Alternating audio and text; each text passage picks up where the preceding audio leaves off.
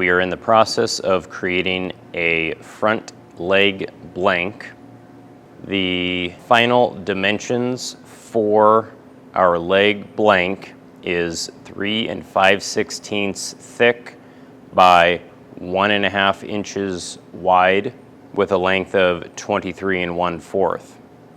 During my joinering operation, I had labeled my adjacent faces with the word good so that I could remember on the planer which face needs to be face down as the planer knives are on top.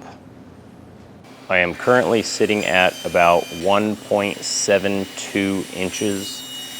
I need to bring this down to 1.5 inches. And we finished right at about 1.5 inches. In the other direction, my target thickness is 3.3125. Currently, I am sitting right at about 3.66 inches. And we will continue this until we reach our target measurement.